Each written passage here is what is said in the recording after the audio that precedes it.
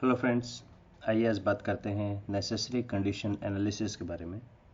ये कंसेप्ट 2016 में दिया गया था और 2020 में अभी एक पेपर आया है, professor Marco, Ringle etcetera. So basically NCA क्या काम करता है, कहाँ एप्लीकेबल है, इस वीडियो में इस पे हम बात करेंगे। तो ये कहानी शुरू होती है मल्टीपल रिग्रेशन से, और मल्टीपल रिग्रेशन के अंदर हमारा एक कंसर्न हमेशा ये होता है कि कौन सा इंडिपेंडेंट वेरिएबल सबसे इंपॉर्टेंट है, एक एक से ज़्यादा। कई तरीके हैं इसके। पहला तरीका है, आप बीटा देख लीजिए, जिसका बीटा ज़्यादा वो इंडिपेंडेंट वेरिएबल ज़्यादा इंपॉर्टेंट है। बीटा का साइन नहीं देखा जाता, सिर्फ मैग्नीट्यूड देखा जाता है बीटा में। अगर उसी बीटा को हम प्लॉट करें, एक एक्सिस के ऊपर हम लेते हैं बीटा जो कि इंपॉर्टेंस है, और दूसरे पे मीन स्कोर जो परफॉर्मेंस को डिनोट करता है, तो इसका नाम हो जाता है IPMA, importance performance map analysis. बीटा तो खैर इंपॉर्टेंस है ही, और अगर आपने एलिकट स्केल लिया है 5 पॉइंट या 7 पॉइंट, तो उसका जो मीन है वो उन स्टेटमेंट पे परफॉर्मेंस डिनोट करती है। तो इनको हम एक्स एक्सिस वाई एक्सिस पे लेते हैं और दोनों को 100 में कन्वर्ट कर देते हैं, मीन को भी और बीटा को भी 100 के स्केल पे। तो इस मैप का नाम है इप्मा। मल्टीपल रिग्रेशन की एक प्रॉब्लम है कि इसमें अजम्पशंस बहुत ज़्यादा हैं। तो अगर हम स्टैटिस्टिक्स के डोमेन से बाहर जाएं और कंप्यूटर में जाके काम करें, तो एक आता है ANN, आर्टिफिशियल न्यूरल नेटवर्क। ये डिस्ट्रीब्यूशन फ्री है, अजम्पशंस नहीं है। यहाँ प्रिडिक्टर्स हैं, आउटकम है। हम सॉफ्टवेयर को बोलते हैं कि बताओ इसके अंदर क्या हो रहा है और प्रिडिक्ट करो, और कौन सा प्रिडिक्टर सबसे इंपॉर्टेंट है।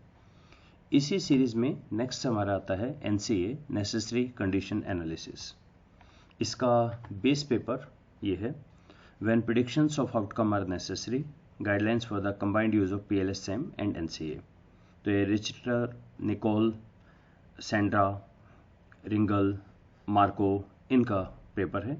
Industrial management and data systems के अंदर पब्लिश है, एमराल्ड का एक कैटेगरी का जर्नल है। अगर आप इसको When predictors of outcome अगर आप गूगल पे लिखते हैं, so let me check Google पे हमें क्या दिखना चाहिए। तो ये आता है पहला एमराल्ड का, रिसर्च गेट का, और थर्ड पे अगर आप क्लिक करते हैं तो आप यहाँ पहुँचेंगे सिमेंटिक स्कॉलर में, और यहाँ PDF इसका अवेलेबल है। तो इस PDF को आप डाउनलोड कर लीजिए एक बारी, और उसके बाद एक बारी पढ़ के देखें। ऑथर्स ने कहा कि हम एक मिला के काम करते हैं, कंबाइंड यूज ऑफ PLSM और NCA दोनों को। तो PLSM इससे पहले इप्मा के साथ भी यूज होता है, ANN के साथ बहुत ज़्यादा यूज होता है, और अब NCA के साथ है थर्ड इसका। तो समझते हैं पहले कि ये एक्चुअली है क्या चीज़। ये ऑथर्स ने इस पेपर में डिफाइन किया है कि दो तरह की कंडीशंस होती हैं। एक्चुअली जब हम बोलते हैं ना कि X has an effect on Y, ये आधी बात है। इसका क्या मतलब हुआ, ये कंपलसरी है कि X के बिना Y होगा ही नहीं, ऐसा है, या है और इफेक्ट है उसका। तो एक तो ऐसा हो सकता है ना कि Y cannot exist without X। एक एग्जांपल, इस चीज़ को इन्होंने बोला है नेसेसरी कंडीशन। तो एक एग्जांपल देखिए, जैसे अगर हम इंफॉर्मेशन सिस्टम की बात करें, तो यूसेज एक नेसेसरी कंडीशन है सिस्टम्स के लिए। अगर यूसेज ही नहीं होगा फिर तो फेल्योर गारंटेड ही है, फिर कहाँ से होगा। तो यूसेज मस्ट फैक्टर है, मस्ट हैव बीन, कि ये तो होना ही चाहिए। इसी कंसेप्ट को बॉटल नेक भी बोल देते हैं कि ये तो मैंडेटरी है। हाँ, इसके होने के बाद सेकंड आता है sufficient condition, should have been. तो जैसे यूसेज है, तो usage alone may not guarantee success, correct use होना चाहिए, और organisation work flow in line with the system work flow, ये होना चाहिए। ये फैक्टर्स भी हैं जो इम्पोर्टेंट है। तो इसमें एक मज़ेदार चीज़ ये है, PLSM सफिशिएंट कंडीशंस को देता है और NCA नेसेसरी कंडीशंस को देता है। तो हम ऑथर्स ने जो रिकमेंड किया है कि आप दोनों पे मिला के काम करें, पहले सफिशिएंट कंडीशन देख लें और फिर नेसेसरी देख लें, इस तरह से काम करें। तो NCA वाज गिवन बाय डल 2016 के अंदर। ये बेसिकली स्कैटर प्लॉट पे काम करता है, और स्कैटर प्लॉट के ऊपर कुछ आउटर मोस्ट पॉइंट्स को मिला के एक हम सीलिंग लाइन बनाते हैं on the top of the data. तो इसमें दो तरह की सीलिंग लाइन होती है। पहली है सीलिंग एनवलप फ्री डिस्पोजेबल हल। ये क्या है, non decreasing step wise linear line है, तो हम क्या करेंगे, टॉप लेफ्ट पे जो भी आपका स्कैटर प्लॉट होगा उसके टॉप लेफ्ट से शुरू करेंगे, मतलब ओरिजिन से शुरू करेंगे और ऊपर चलते जाएंगे, नॉन डिक्रीजिंग, एक तो बढ़ता ही जाएगा, और सेट ऑफ लीनियर लाइन है ये, इनको मिला के हम देखेंगे कि इसको एक सीलिंग बोलेंगे, और उन सीलिंग के ऊपर हम रिग्रेशन लगाएंगे। तो एक बारी करके देख लेते हैं इसे। जैसे ये ब्लू डॉट्स हैं सारे, हमने यहाँ से शुरू किया 0 से, अब इसके बाद हमें क्या करना है, ये टॉप है, ये लेफ्ट है, इस पे ऊपर चलते जाना है और सीरीज ऑफ लाइन से, तो इससे ऊपर ये वाला पॉइंट, इससे नेक्स्ट पॉइंट ये दिख रहा है, तो हम पहले हॉरिजॉन्टल है, फिर वर्टिकल, फिर हॉरिजॉन्टल वर्टिकल, हॉरिजॉन्टल वर्टिकल, तो आउटर मोस्ट जो पॉइंट्स हैं इनको कनेक्ट करते जाएं आप, ठीक है, सॉफ्टवेयर कर देगा वह आपके लिए। पहचान ये है कि इन लाइन के बाहर एक भी पॉइंट मिसिंग नहीं होगा, राइट। अब क्या करेंगे, ये तो है ओएलएस लाइन जो सबसे मिलके बनी है, और एक है हमारी जो ये आउटर मोस्ट पॉइंट हैं, इनके ऊपर हम रिग्रेशन रन करते हैं, और एक ये आगे रेड लाइन, ये 2 लाइन आ जाती हैं। ये जो रेड लाइन है ये है सीलिंग रिग्रेशन हमारा, ये हमारी ये सारी लाइन थी इधर की, सीलिंग, एनवेलपमेंट, फ्री डिस्पोजेबल हल, ये लाइन है, और ये इनकी रिग्रेशन लाइन है। इनसे हम निकालेंगे बोटलनेक। इसका क्या मतलब हुआ, देखिए अभी जब हम बोलते हैं कि x has an effect on y, ठीक है, लेकिन y के लिए अगर आप ध्यान से देखें तो x की कुछ पर्टिकुलर यूनिट्स नेसेसरी हैं। इस कंसेप्ट को बोलते हैं बोटलनेक। देखिए अगर x की वैल्यू y की वैल्यू 0 या 1 है, ये 0 है ये 1 है, तो x का होना ना होना कोई मतलब नहीं है। अगर y की वैल्यू हमें 1 या 0 चाहिए, वो तो ऐसी हो जाएगी, x पे डिपेंड ही नहीं करती। y की वैल्यू जब 2 होगी तो x मिनिमम 1 चाहिए हमें, वरना नहीं होगा y। इसी तरह से अगर हम y की वैल्यू 8 देखें तो 8 के ऊपर यहाँ देखिए, 8 वैल्यू पे x मिनिमम 6 तो चाहिए। इसके ऊपर y की जितनी भी वैल्यू हैं, जब ये 8 से ज़्यादा है तो x भी 6 से ज़्यादा है, इससे कम नहीं है। तो इसका मतलब ये हुआ कि अब हम सिंपल ये नहीं बोलेंगे कि x का इफेक्ट है y के ऊपर, अब हम एक अगला पॉइंट भी बोलेंगे कि अगर y का 8 पॉइंट चाहिए हमें लेवल, तो x का मिनिमम 6 होना चाहिए। ये कंसेप्ट है बोटलनेक का। तो इस कंसेप्ट के अंदर बेसिकली हमें 2 पैरामीटर्स दिए जाते हैं।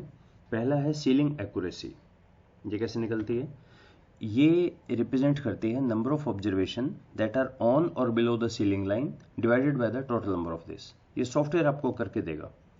हाँ, इसमें एक थोड़ा सा लिमिटेशन ये है, इसमें कोई स्पेसिफिक रूल नहीं है कि क्या होना चाहिए, नंबर कितना हो। ये फिर भी एक थंब रूल के तौर पे ऑथर्स ने कहा कि आप इसे 95% पे 95 से चेक कर लीजिए, अगर उससे ज़्यादा है तो आपकी सीलिंग एक्यूरेसी अच्छी है। हाँ, एक दूसरा टेंजिबल है इफेक्ट साइज, जो कि 0 से 1 के बीच होता है, और डल ने इसको सजेस्ट किया कि अगर ये लेस देन 0.1 है तो स्मॉल इफेक्ट, 0.1 से 0.3 मीडियम इफेक्ट, 0.3 से 0.5 लार्ज इफेक्ट, और 0.5 से ज़्यादा वेरी लार्ज इफेक्ट। ये डल ने रिप्रेजेंट किया है इफेक्ट साइज को। ये सारी चीज़ सॉफ्टवेयर आपको कैलकुलेट कर देगा। करना क्या है, किसको रन करना है, इसमें ऑथर्स का ये रिकमेंडेशन है कि आप पहले स्मार्ट पीएलएस रन करें, इनके कंस्ट्रक्ट स्कोर को उठाएं, उसको एनसीए में ले जाएं।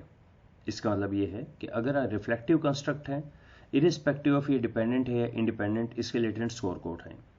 और फॉर्मेटिव, अगर आपका इंडिपेंडेंट है तो latent variable score and original indicator score, इनके जो जेड स्कोर का वो भी लें। और अगर एंडोजेनस है, डीवी है, तो लेटेंट स्कोर को लें। इसको हमें लेना है और एनसीए में लेके जाना है। Professor Hair, professor Marco, professor Ringle ने एक प्रोसेस दिए थी, एक स्टेप्स दिए थे इसके स्मार्ट पीएलएस में कैसे काम करें। सबसे पहले रिसर्च ऑब्जेक्टिव थ्योरेटिकल बैकग्राउंड देख लीजिए, फिर prepare check the data, sample size, distribution, outlier, coding, scales etcetera, run करें पीएलएस को। फोर्थ में रिलायबिलिटी वैलिडिटी के बारे में लिखें। यहाँ पे अब इन्होंने मॉडिफाई कर दिया है इसको, अब ये कह रहे हैं transfer the latent variable score. इस स्कोर को आप ले चलें, ये एनसीए हम काम करेंगे आर के अंदर। आर फ्री यूटिलिटी है, इसका एक पैकेज है एनसीए, 2-3 ही इसके अंदर फंक्शन है, कोई बहुत बड़ा नहीं है, छोटा सा फंक्शन है एनसीए, इसको हम लगाएंगे। 7th स्टेप है इवेल्युएट, और 8th है इंटरप्रेट। इंटरप्रेट कैसे करें, इंटरप्रेट में ऑथर्स का ये कहना है कि आप स्मार्ट पीएलएस और एनसीए दोनों को मिला के काम करें। तो हमारे 3 सिनेरियो बनते हैं। अगर स्मार्ट पीएलएस का रिजल्ट आ रहा है सिग्निफिकेंट और एन से भी आता है नेसेसरी है, ये कैसे आएगा? पी वैल्यू आएगी, डोंट वरी। अगर पी लेस देन 0.05 है तो ये नेसेसरी कंडीशन है। इस केस में हम कंक्लूड करेंगे कि on an average increase in exogenous variable will increase the outcome. However यहाँ बोटल नेक वाली बात आ जाएगी कि there is a minimum level required for outcome to manifest. Dependent variable depend करेगा इंडिपेंडेंट के ऊपर, एक मिनिमम लेवल बोटल नेक को हम रिप्रेजेंट करेंगे। सेकंड केस बनता है कि पीएलएस तो बोलता है सिग्निफिकेंट है पर ये नहीं बोलता, तो इस केस में तो हम जनरल बोलेंगे कि ये इस पे डिपेंड करता है और कोई मिनिमम लेवल यहाँ पे नहीं है इस तरह का। हाँ, अगर ऐसा केस बने कि पीएलएस तो बोलता है नॉन सिग्निफिकेंट, एनसीए बोलता है सिग्निफिकेंट, इस केस में हम बोलेंगे एनसीए का कि एक सर्टेन लेवल तो है इसमें लेकिन ज़्यादा इंक्रीज नहीं करें क्योंकि ये तो नॉन सिग्निफिकेंट है। ये हम इसके आउटपुट में लिखेंगे। ये बोटल नेक आएगी, तो कुल मिला के इसमें 3 ही चीज़ आएगी। एक तो इफेक्ट साइज आएगा, उसकी पी वैल्यू आएगी, सेकंड बोटल नेक आएगा और थर्ड चार्ट आएगा अगर आपको देखना हो तो। इन्हीं को रिपोर्ट किया जाता है। तो इनको हम करेंगे आर स्टूडियो के अंदर और ये सारा हम देखते हैं नेक्स्ट वीडियो में। So let's stop here. Thank you.